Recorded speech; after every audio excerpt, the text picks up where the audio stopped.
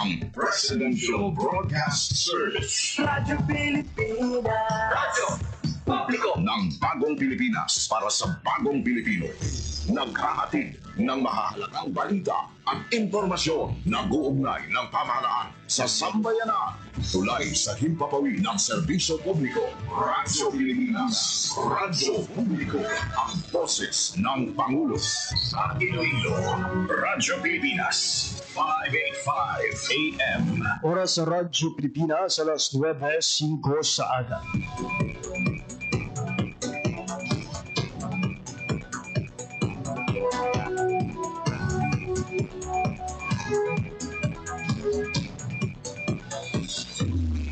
Western Visayas, Panay Island na tinamaan itong island-wide blackout.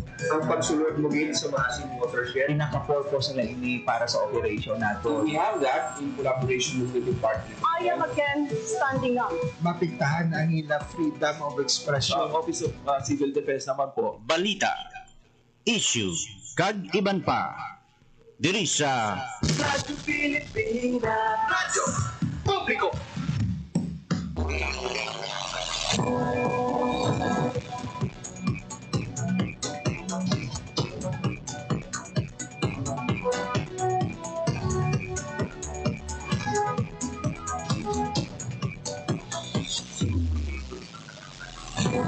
Mayroon Pilipinas, mayroon Western Visayas, syudad kag probinsya sa Iloilo kag kutob sa Maributan sa ngamon pagserbisyo.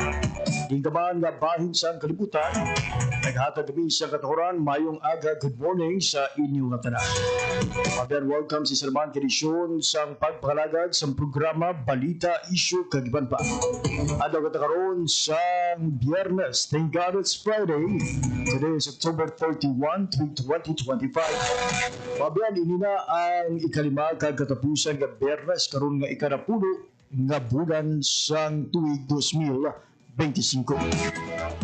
Sa hapon mga ikaw pa ninyo, tubtob 9:55 in the morning, ang inyo alagad, JP Hervas. Sa atong mga sugitag para mati all over Western Visayas, provinces of Baclan, Antique, Capiz, Guimaras, kag Iloilo, subuman sa atong mga kultural sa Negros Occidental, maayad-ayad gid nga aga sa inyong tanan.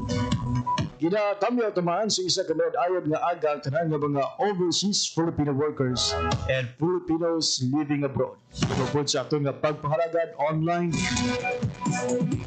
Ang programa Balita Issue kagiban pa ang programa sa atong sining nga istasyon mabatang live sa 585 kHz sinsukan sa inyong radyo subong sa atong official Facebook page ang Radyo Pilipinas Iloilo. Mabiyan, abusa na ang inyo sa mga preparasyon para sa naghinapit nga pista minatay. Buwas kadlaw mga biyay, ganoon naton ang pagdugok sa madamo nga mga kultura naton sa mga patio. Iban pa nga mga balay lulubngan. Bangod sa pagsaulog sa tuigan nga tigkalalang. Bilang preparasyon mga biyan sa tigkalalang, ang atong sining palasyo din pa maayo nga deklara nga holiday sa mga adlaw Oktubre 31. Maratagan ligwa ang tanan nga makabiyahe, makapreparar, makapahuway para sa pista minatay. Siyempre, kabahin na sa tradisyon sa madamong Pilipino ang pagpadulong sa patio. Hindi basta-basta pagpadulong sa patio ang ginaobra sa mga Pilipino. Bakit man diri, siyempre, ang pagpaayos sa ila sining nga mga patsyon, preparar sa mga pagkaon, kalamay hati, suman, valensyana, mga pagkaon nga human sa pilit. Siyempre, di madula ang mga bihon. Pero subong, mapanyempo, daw nag-level up man ang selebrasyon sa tigkalalag. Iban sa baylo nga mga latik, suman, kalamay hati. Sa tigkalalag, ga-order niya spaghetti, mga mango float. Diba angay nga nagapreparar kita for Christmas. Kung subong partner sa inyong area, uso pa ang kalagkan. Dala pa sa mga pagkaon. Ang gamay pa ako, silimulo tigulang na gito. Ang bata pa ako, tradisyon na sa amon nga area ang pagpadulong sa mga bata para ngayo sa pilit. Subong daw ay nagawa sa may nagaobra sila sa amon. Sabay nyo sa pilit, ang mga bata iyan ginapangayo subong mga dulce, mga level up na, mga pumpkin na nga ng mga suludlan o basket. Pero isa sa mga tradisyon gid sa mga Pilipino sa teon sa pigkalalan, siyempre ang pagsindi sang kandila. Kaya speaking of kandila, sa ato nga pagpakalagad sa mga aga mga biyag, ikapabati natin ang monitoring sa Department of Trade and Industry Western Visayas. Sa paklanay sang kandila kag tubig, kaduha sa mga produkto na ginatutukan gid sa tiun sang pista minatayo. Well, padayon karon ang monitoring sa DTI Western Visayas iban pa nga mga basic goods and prime commodities sa aton siniyang rehiyon. Ang tubig kag kandila gid ang ginatutukan tungod sa tiun sang pista minatayo. Wa mo gini ang most and frequently na ginagamit sa aton sining mga kauturan. According sa DTI mga biyan stable pa ang presyo sa mga kandila kag tubig sa aton sining mga balaligyaan na ilang nga ginamonitor diri sa Western Visayas. Ang kabugusan ng mga detalye coming from DTI Western Visayas aton nga igapabati sa atong pagpangalagad subong iya nga aga. Sa ibang panaton nga balita, padayon karon ang pagbantay sa aton nga mga men in uniform. Aton kapulisan, Philippine Coast Guard, Land Transportation Office, Land Transportation Franchising Regulatory Board, aton nga Civil Aviation Authority of the Philippines, para masiguro mga abyan ang mangin matalunsay kag matawhay ang pagbiyahe sa aton nga mga kulturan sa nunay tuhay nga probinsya kag kabanwahanan subong iya nga piyesta minatay. Pre lakip man sa mga nagapanghanda karon ang Philippine Red Cross sagid sa mga regular nga naga-volunteer, naga-bantay sa sitwasyon sa mga matawo nga lugar kaagay sa mga sementeryo, sa mga patio. Isa kung kaisa perte kainit nga panyempo. Hindi malikawan nga pila ka mga kultura naton, especially ng mga padulong bala sa mga sementeryo nga wala pa kinaan ang nagalain sang pamatyan. Bayara sa mga naka-standby ng mga personnel sa Philippine Red Cross. At syempre, ang aton sining mga Rural Health Unit nagabantay man. May tagsa ka-deployment for emergency situation. Alas 9:13 sa aga. Kita magpatpat mga biyan sa aton sining mga balita. Check anay naton ang latest update sa lakat sang panahon. Pod ang Pag-asa Iloilo. Ibalo naton sa Pag-asa Mabiyan ang nauman nga panyempo sa mga daw sa Biyernes at the same time sa adlaw sa Sabado ug Domingo kung sa diin ginalauman naton ang pagdugok sa mga kultura naton sa mga sementeryo diri sa Western Visayas.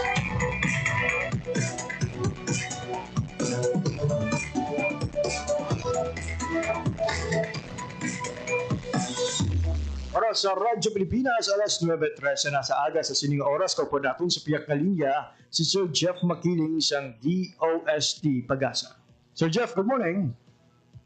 Yes sir, may advance ito namin nga rin solar update sa subong ng adlaw, Friday, October 31, 2025. ITCT ang affected southern Luzon, Visayas and Mindanao.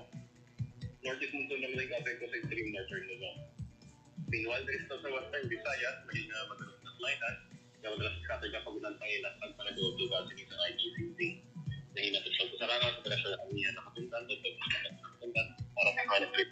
Visayas. Baka na isusod sa ranam na yun para sa mga product sa atong kapigatan.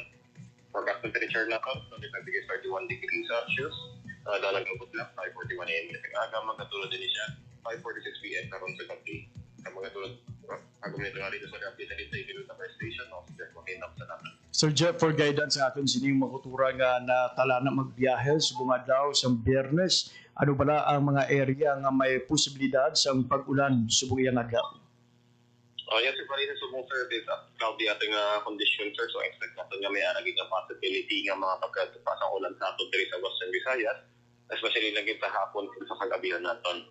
Sir Jeff, kabahin na sa tradisyon sa mga Pilipino, lakip na diri sa Western Visayas, ang pagpadulong sa patio sa tion sa Pista Mitay, adlaw sa Domingo, kag adlaw sa Sabado. Sir Jeff, ano ang lauman naton nga panyempo?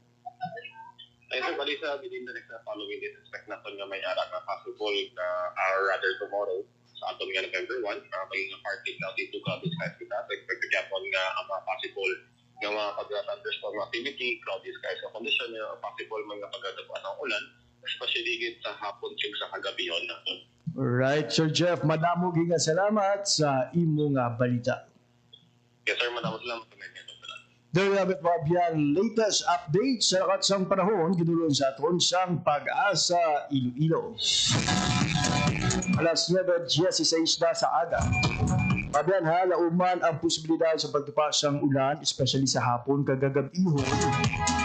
At sa aton mga kauturan nga nagaplano nga maghingagaw sa pagpaminta sa ila sining nga mga pansyon. Subong pa lang, hingagaw na. Dali preparar ang trapal o kung na panangga doon sa hapon kagabihon. Ako mo na ni subong sa aton mga biyan nga sa tion sang hapon kung hindi gani sa kagabihon may mga pagpangilag, pagparaguob kag pag-ulan. Alas 9:16 sa aga. Good news mga biyan, ang syudad sa Bacolod ang magapanagbalay sang Batang Pinoy 2026.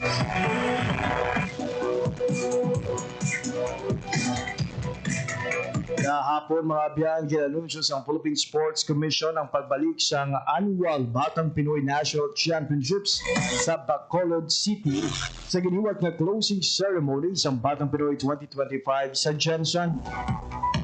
Ikumpirma ni PSC Chairman John Patrick Gregorio na ang Bacolod City ang magaparagbalay sa Batang Pinoy National Championships 2026.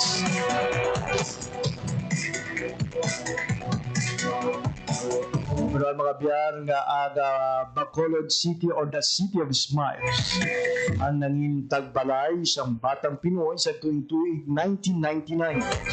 Ang liwat nga nagparagbalay sa tuig 2001 kag tuig 2013. Sa giniwat nga turn over rights ginapasa ni Gregorio ang ceremonial Batang Pinoy banner kay Jose Martigo, ang secretary ni Mayor Greg Gasataya. Sa iya sining acceptance speech, pasalamatan ni Mayor Greg Gasataya ang Philippine Sports Commission sa pagpili sa Bacolod na manging tagbalay sa National Youth Games. Sa iya, ang Bacolod City Government ang very excited and thankful. Dugang pa niya, this is really one of the biggest grassroots programs of the national government. Ginalook forward na ma-discover ang madamo pa nga mga pamatanon inaagi sa Batang Pinoy.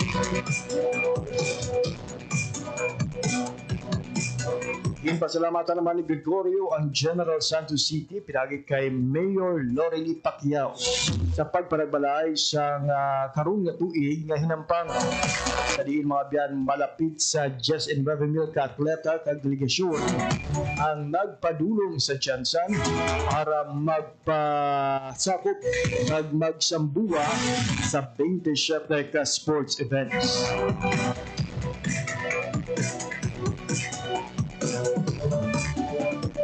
naman sa pagpanganda sa Bacolod City para sa karon iyang sa ika-17 nga edisyon sa Batang Pinoy.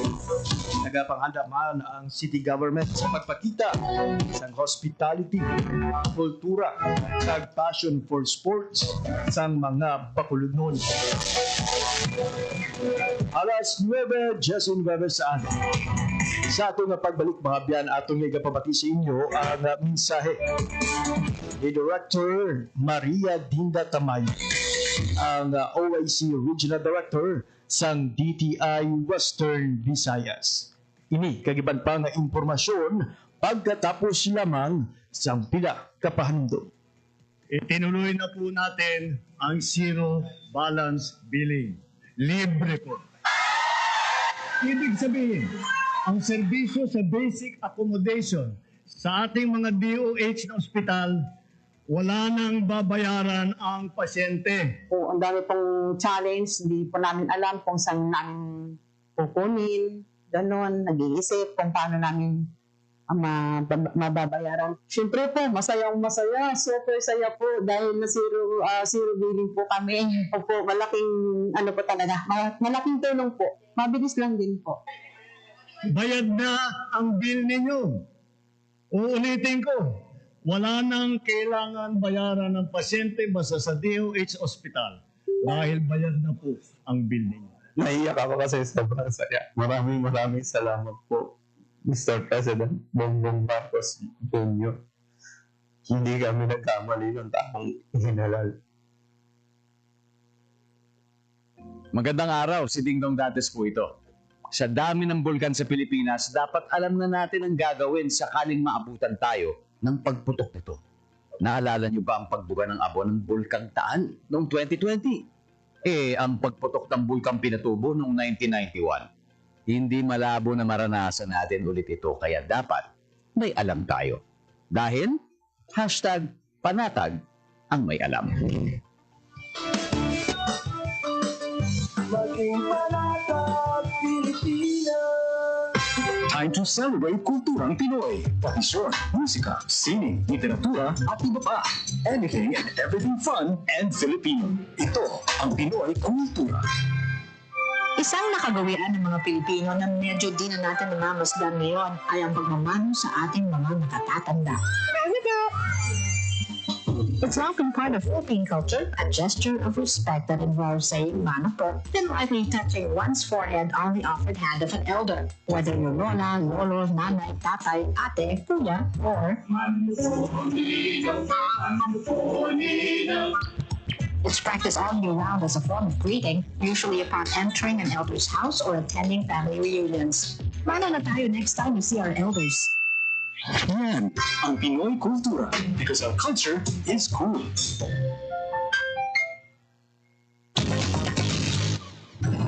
Electric fan. Pero taga Fire Nation yung gumawa. Ano bang gagawin ko? Simple lang naman, para hindi apoy ang lumabas sa ventilador, ugaling linisin ang mga ito at mararamdaman mo ang kakaibang simoy ng hangin. Oh yeah! Kapag palaging malinis ang electric fan, hindi mahihirapan ang makina nito at mas malamig ng bahagya ang ibubuga nitong hangin. Kahit number 1 ay sapat na, parang bago pa. Laging tandaan, sa pagkonsumo ng kuryente, you have the power.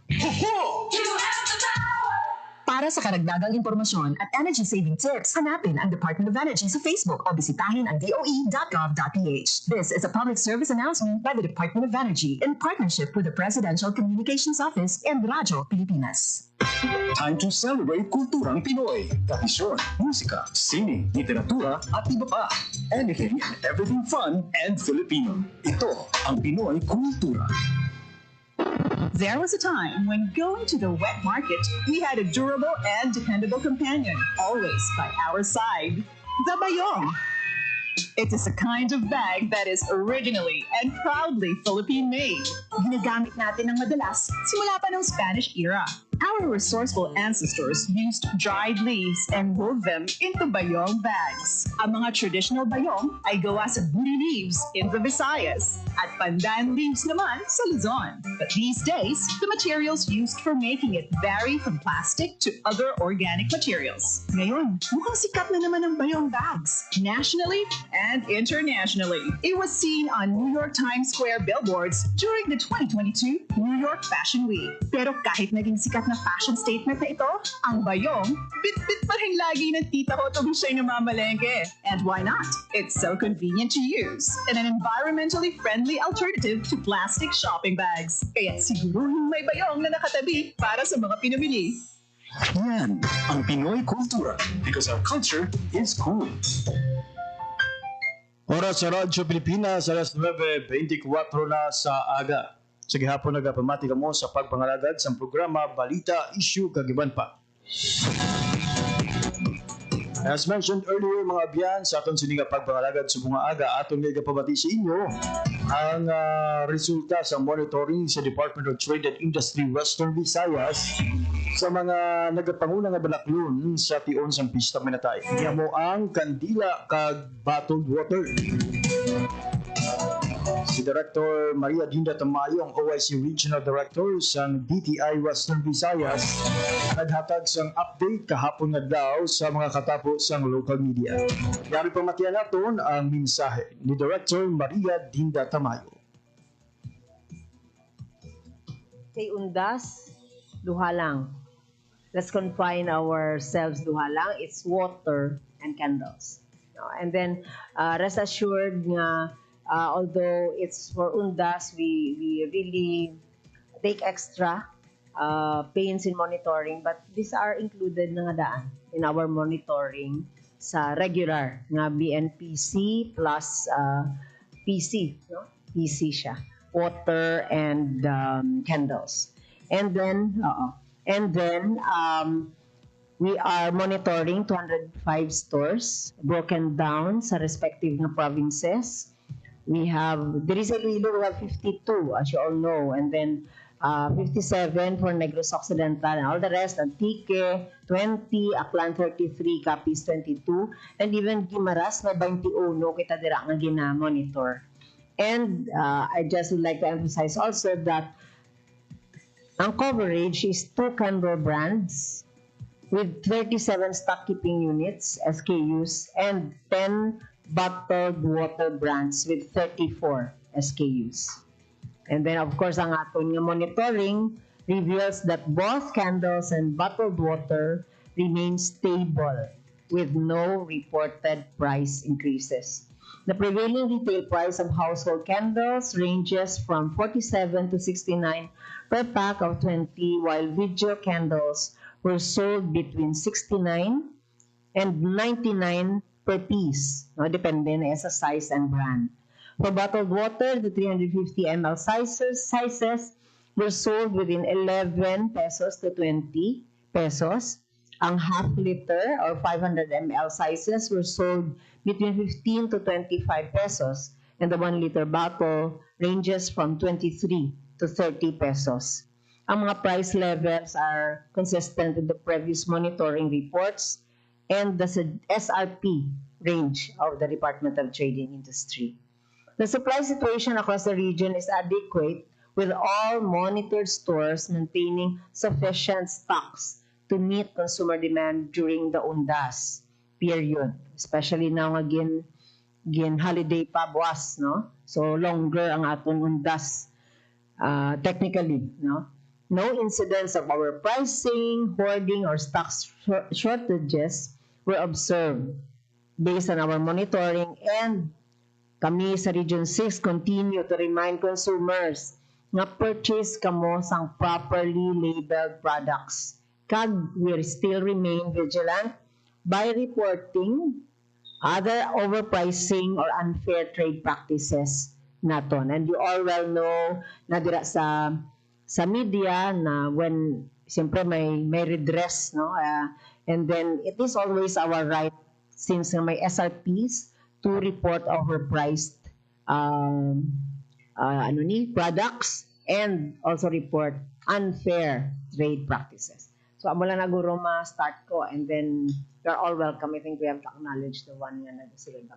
Okay, thank you. Thank you, RD Linda, for the insightful overview. We'd like to... There you have it, Mabian. Ang inyong pahayag ni Director Maria Dinda Tamayo angot sa ila sining monitoring sa mga nagapangunang balaklon sa tiun sang tigkalalag o kung piyesta minatay ini amo ang tubig kag ang aton sining pagbantay man mga biyan sa presyo kag supply sang kandila. Nagahaboy kita mga biyan sa mga follow-up question para sa aton sining mga speakers, no, si Ma'am Maria Dinda Tamayo kag si Ma'am Grace Benedicto, kagyari ang ila mga sabat tuhoy sa aton sining mga pamangkot angot sa kung among all items ang presyo sang kandila kag presyo sang tubig ang ila sini nga ginabantayan. Ano ba ang mga dapat nga tan-awon sa mga konsumidor nga sa pagpili sa mga produkto?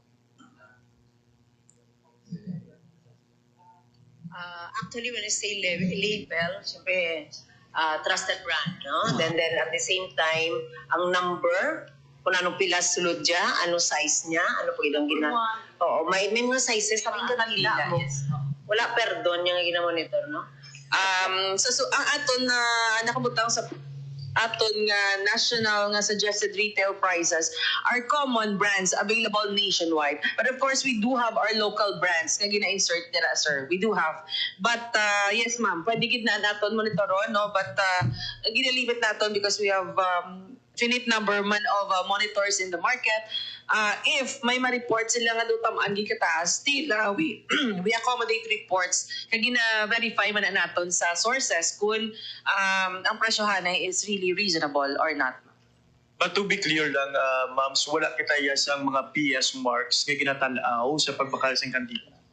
Ang candles, hindi siya included sa aton products under mandatory certification. Basic necessity siya under sa Price Act, but not sa aton yung product standards law, hindi siya covered. But silingon, there might be standards sa candle, pero voluntary. So meaning, ang manufacturers can opt to, ng sundon kung paano niya ubrahon ang kandila, pero hindi siya mandatory. Required because we don't have a mandatory Philippine national standard for candles. Ma'am, well, we understand that you're also monitoring sa mga other nga mga basic and prime commodities naton. But kaina sa initial nga statement ni Director, we put emphasis to water and candles. Anong rationale, ma'am, nga ang duwa nga commodity nga ini ang ginapasulabi gid sa mga tigkalala? These commodities under giniya sa kay DTI sa Price Act.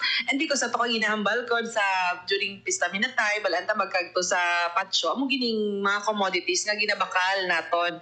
And the water, no, sa patio, ang gina-avoid naton kay ti amo na abala ng mabakal siya. So during the season, dapat ensure nga stable ang prices, no? Kay ti masa ini nga mga brands naton nga gina-monitor dapat within the suggested retail prices. Amunis lang mabakal during the ondas season, sir. Kabahin pa sa tradisyon natin, ma'am, ang pagpreparar sa mga kakanin, mga niluto, no, bilang panghanda man sa tigkalalag. May ara kita, ma'am, na monitor nga pagsaka sa presyo sa pila ka mga masami panakot man, kondensada, evaporada, kalamay sa aton sining merkado. Kalamay, sugar is under the Department of Agriculture. Ang panakot, sir, nga particular nga panakot ang aton gatas. Kung gatas, we have monitoring, no? Kung dala na, kaya usually we have pilit, no? Parang Valenciana may harapan, kondensada. For those yung gaamo sila, yes, we do have monitoring and we assure man, sir, nga ini-stable man ang prices ang aton ng mga kondensada. Kung gusto niyo sweetened condensed filled milk, may ka-evaporada. At kung ano gusto niyo yung gatas, sir, actually covered din siya sa Price Act. But these are siguro gamay ang tigidya mo na ang kung Noche Buena, amo na yung istoryahan ta. Gatas, mga pasta noodles, but during Pista Minatay, we know mga ang fancy rice nato, ang pilit, no? And sugar. Yes, sir. Lastly, on my end, isa sa mga kampanya gid sa TTI ang suporta lokal, ang pag-support sa mga local products. Aside sa gina-monitor natin, ma'am, ng mga brands, we have local brands and local ng mga candle makers and even local water service provider, no? ano ang mensahe naton sa publiko bilang suporta man sa mga magagmay nga negosyante sa Western Visayas? Yes, na although wala sila sa aton national nga SRP list, pwede gina naton sila na pamangkuton sa ilang pagpresyohan na idira.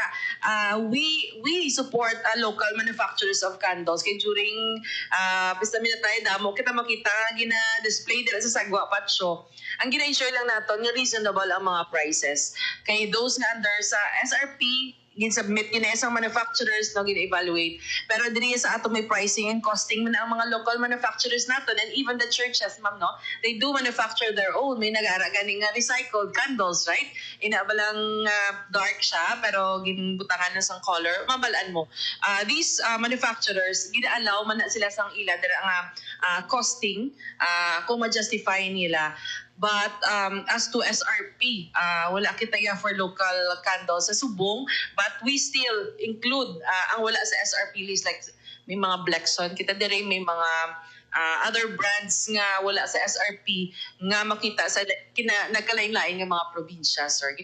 Nabadi ang mga biyan, ang mga dugang payag ni Director Maria Dinda Tamayo kagad sa impan ng Grace Benedicto, ang Chief sa Trade and Industry Development Specialist Division sa DTI Western Visayas. So kinahanglan ang atong sining nga mga kauturan mangin wais gid sa pagbakal sa mga kandila kag sugumay sa mga bottled water. I-check ang label kung inyong may mga proper label kaya dira mabalaan kung ano nga kadabuon ang yara sa isa ka pack kung ano ang kalidad sa nasambitiya nga kandila. Kaya importante man kung may ara pa mo siyang tion mga biyan make sure good na mag-canvas anay kay para mabalaan mo kung ano nga brand ang mas barato kung diin ka mas makatipid o subungan marahal ang pila ka mga balaklon. Kaya syempre, isa man sa mga ginpawalabot sa DTI Western Visayas ang ila sininga kampanya nga suportahan ang mga produkto lokal.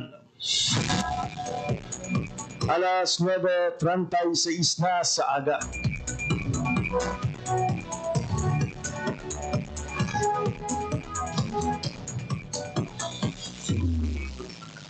Pagyan nangin magdalagaon ang pag-turnover sa Department of Agrarian Reform Western Visayas. Ang titulo sa duta sa mga kultura naton ng mga agrarian reform beneficiaries. A total of 2,421.14 hectares sa agricultural lands covering 130 land holdings ang ginpanagtag mga abyan sa 1,610 ka mga agrarian reform beneficiaries sa Aklan, Antique, Capiz, Guimaras, kag Iloilo. Isa dalong sa project split o kung support to parcelization of lands for individual titling kag sa dalong sa regular land distribution program. In addition mga biyan, ang mga Capiz ARBs nagbaton man sa certificates of condonation with release of mortgage o kung kokron amounting to 88 million pesos. Hindi naman nag-cover mga biyan sa 145 land holdings and benefiting 2,974 ka mga ARBs over an aggregate area of 20,340 hectares. Ang seremonya mga biyan ang gintabungan mismo ni Dar Central Office officials led by Assistant Secretary for Field Operations and National Project Director for Project Split si Atty. Marjorie Aizon. Nagatambong man si Assistant Secretary for Finance, Information and Management si Atty. Quintin Magsico Jr. nga isa man kay Ilonggo.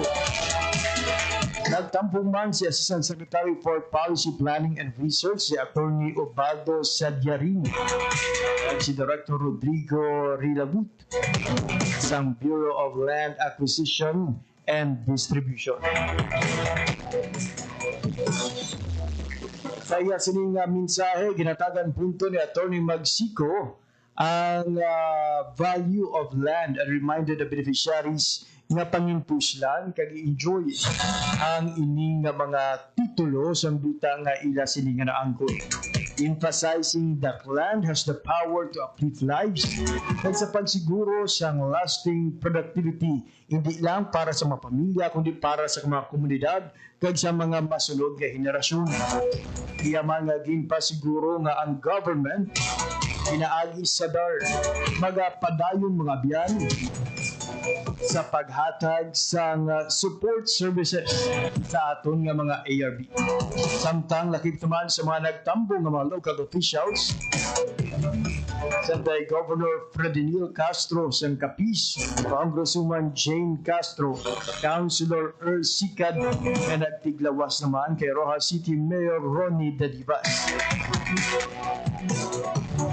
Samtang sa bahin naman sang DAR Western Visayas, hip sa mga nagtambong si DAR Regional Director Diomedes Villarreal, ARD for Operations Anthony Arosteque, ARD for Administration Florentino Siladan, hip na ang nanaytuhay nga Division Head na nagpasakop sa kahiwatan. Ang DAR Provincial Office of Capiz, siging pamunuan naman ni Parpo 2 Alona Albaces.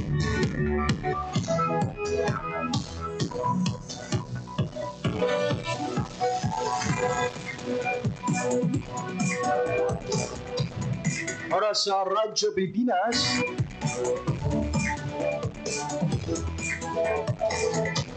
alas 9:40 sa aga.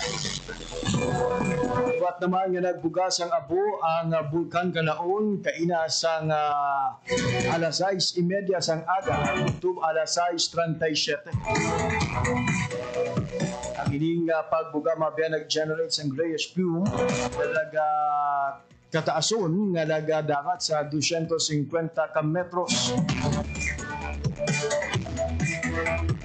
Nagapadulong northwest and as recorded by the Canlaon Volcano Observatory, Canlaon City. Ang alert level 2 ang nagapangibabaw karon mga biyan sa Bulkan Canlaon. Samtang hintayog sa magnitude 2.9 nga linog ang bahin siyang Escalante. Nasang reported intensities, wala sa ginalauman nga damage. Nagula man siyang gina-expect nga aftershock sa sining magnitude 2.9 nga ito.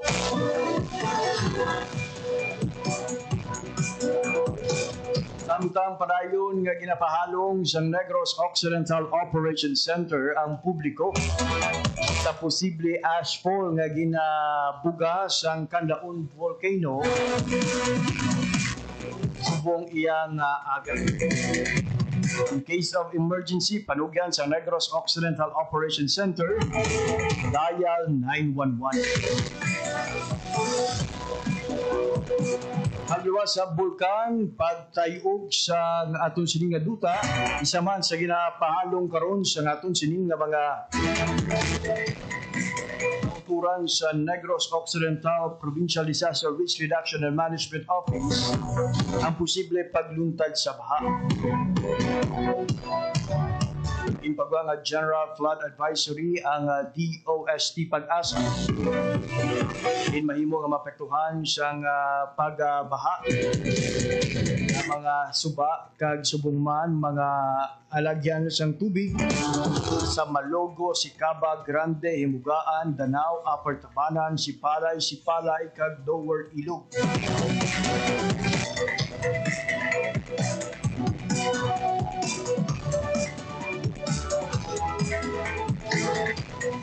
Alas 9:42 sa aga. Sa aton nga pagbalik mabya, dugang nga mga updates gikan sa iban pa nga ahensya sa gobyerno, the Department of Agriculture, Civil Service Commission, kag iban pagid nga mga lokal nga panguluhan ang aton nga hibalon pagkatapos lamang sang pila ka pahandom. Chong, chong, chong, chong, pasipol-sipol, mga manong sa labas, pagtigil at bumalam, kaya ikaw sa nabibig, kundi maganda ang lalabas. Pare, ang catcalling ay isang uri ng sexual harassment. biro ang sexual harassment at di nakakamacho ang pang-aabuso. Kaya ikaw sa nabibig, kundi maganda ang lalabas. Isang paalala mula sa Philippine Commission on Women at ng himpilang ito. Time to celebrate kulturang Pinoy. Tradisyon, musika, sine, literatura at iba pa. Anything and everything fun and Filipino. Ito ang Pinoy Kultura. Ikaw ba ay naharana na? Sabi nila, ang harana ay isang matandang tradisyon ng panliligaw sa Pilipinas na unti-unti nang nakakalimutan. The harana or the serenade first gained popularity in the early part of the Spanish period. Ang manliligaw o nanunuyo ang siyang kumakanta at pag sinuwerte, sila ay papapasukin sa bahay. Pag binalas, water gets thrown at them or sometimes even worse things. There's a website that actually books haranas for you to experience this widely known tradition. Sa iyong palagay, uso pa ba ang harana? Yan ang Pinoy Kultura because our culture is cool. This is a public service announcement. Isang paalala mula sa National Telecommunications Commission, National Capital Region o NTC-NCR. Ang kanilang Oplan Contra Tax Scams. Oplan Contra Tax Scams. Binabalaan ng publiko na sakaling kayo ay makatanggap ng kakaibang text messages sa mga di kilalang numero o di kaya ay mga text messages na may kahina-hinalang mga link. Huwag pansinin, huwag pindutin, huwag i-click ang link. Huwag i-click ang link. Ipagbigay alam agad sa NTC website ntc.gov.ph o kaya sumulat sa kanilang email na contratextscam@gmail.com. Sa mga panahong ito, huwag padaya, maging wais na madla. Makibahagi sa Oplan Contra Tax Scam. This is a public service announcement. Public service announcement from PBS, Presidential Broadcast Service, and Radyo Pilipinas. Time to celebrate kulturang Pinoy. Tradisyon, musika, sine, literatura at iba pa. Anything and everything fun and Filipino. Ito ang Pinoy Kultura. Ikaw ba ay naharana na? Sabi nila, ang harana ay isang matandang tradisyon ng panliligaw sa Pilipinas na unti-unti nang nakakalimutan. The harana or the serenade first gained popularity in the early part of the Spanish period. Ang manliligaw o nanunuyo ang siyang kumakanta at pag sinuwerte, sila ay papapasukin sa bahay. Pag binalas, water gets thrown at them or sometimes even worse things. There's a website that actually books haranas for you to experience this widely known tradition. Sa iyong palagay, uso pa ba ang harana? Yan ang Pinoy Kultura because our culture is cool. Oras sa Radyo Pilipinas, alas 9:46 na sa aga. Sa gihapon, nagapamatiga mo sa pagpangalagad sa programa Balita Issue Kagiban pa.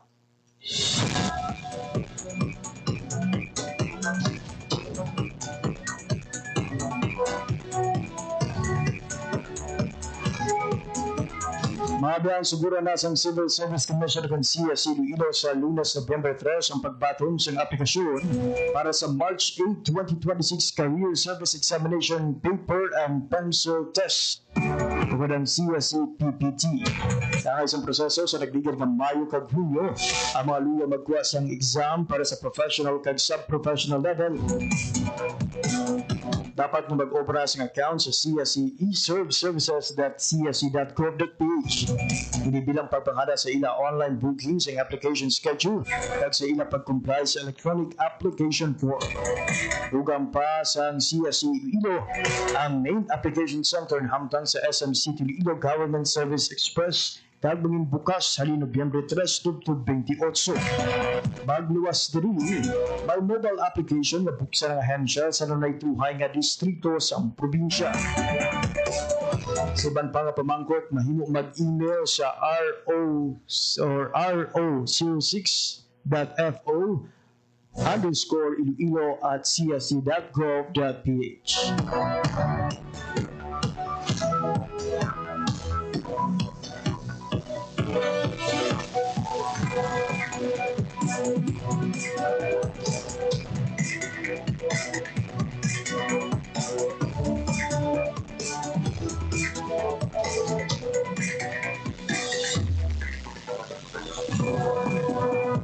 Samtang magluwas diri sa Western Visayas, mga biyan, padayon ang hugot nga pagbantay sa atong kapulisya. LTO, LTFRB, Philippine Coast Guard, Bureau of Fire Protection, kagiban pa ng mga men in uniform sa nanaytuhay bahin sa pungsod Pilipinas.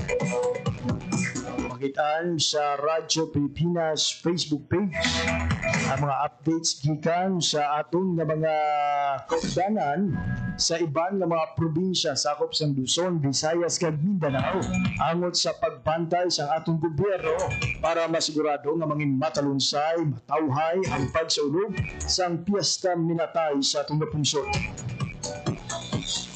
Abiyan sa tion sa emerhensya hindi magkalipat sa pagtawag sa 911. Siyempre sa atong mga kuturan nga magabiyahe kausubong iyang adlaw, i-check ang inyong mga salakyan kag isituit nga nalak o kung siraduhan maayo ang inyo sining nga mga punuyan. Siyempre dapat hindi man pagkalipatan na wala sang may mabili nga nakasaksak ng mga appliances na masami nga ginaluntaran sa sunog. Sa iban pa nga mga balita nasyonal. Normal na nga nagsugod ang aktibidad ni Presidente Ferdinand Marcos Jr. para sa iyang pagpakigbahin sa APEC Leaders Meeting sa Gyeongju, South Korea. Alas 10 ang aga oras sa Pilipinas, mag-umpisa sa pag-abot sa Webic International Convention Center ang mga leader kag tiglawas ang 21 ka pusod nga kabahin sa Asia Pacific Economic Cooperative o APEC. Sakto alas 11 naman siyang aga, mag-umpisa ang session sa APEC Economic Leaders Meeting kung sa diin yara sa apat ka outcome document na kinalauban nga ma-adapt partikular sa linya sa artificial intelligence, demographic change, kag cultural creative industries. Ilan naman ini nga pagasundan sa pagsinapol sa APEC Leaders kaupod ang Business Advisory Council pagpatak siyang alauna sang hapon. Alas 4 sang hapon naman, lauman ang paghiwat sa kung pagpalabot sa speech ni President Marcos sa CEO Summit. Sino sa Presidente, dito niya ang kahigayonan nga ini para liwat na maduso ang pila ka mga topiko nga direkta nga makabenepisyo sa Pilipinas kag sa mga Pilipino. Kasi he will push for initiatives that directly impact the daily lives of our people, support micro, small, and medium enterprises, yung tinatawag na MSMEs dahil po halos 99% po ng negosyo, lalo na sa Pilipinas, ay MSME. Dahil kinahanglan pa sunod sa iya protektahan, kag mapaayo pa ang mga maghagmay nga negosyo. Puson sa Presidente ang Biyernes sa bilateral meeting o si South Korean President Lee Jae-myung.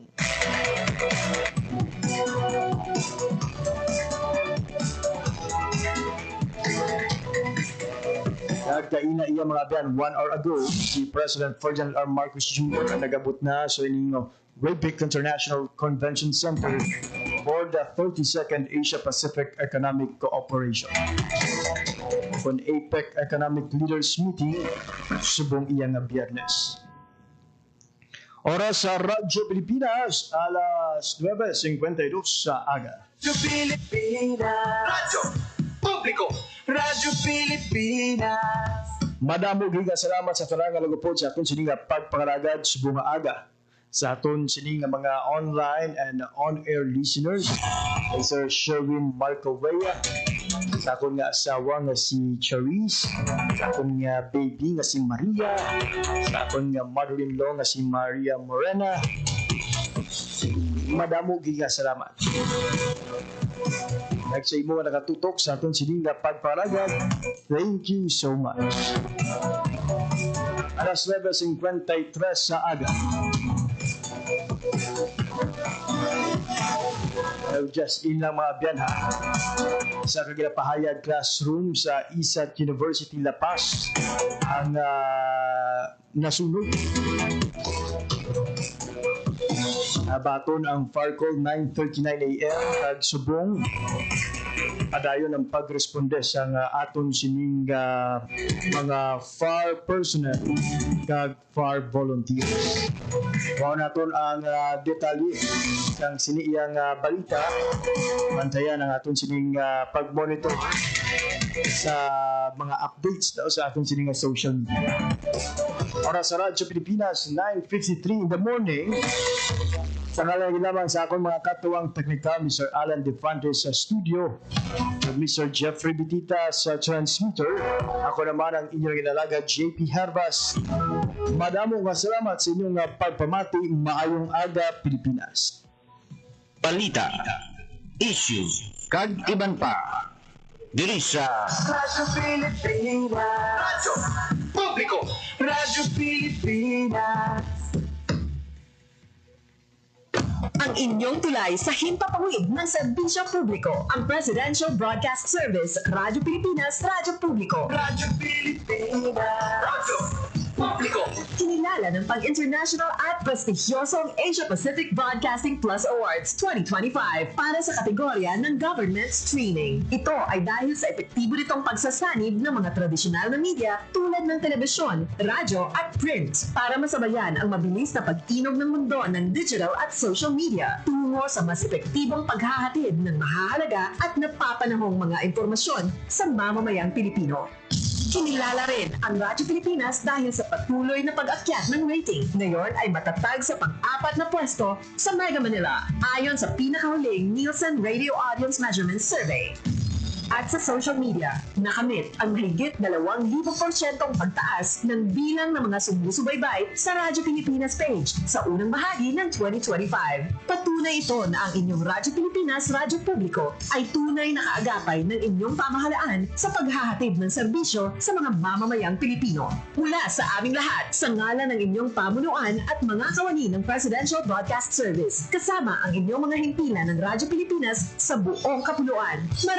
Maraming salamat po sa inyong lahat, sa inyong pagtangkilik at pagkilala. Radyo Pilipinas. Radyo Publiko. Radyo Pilipinas. Radyo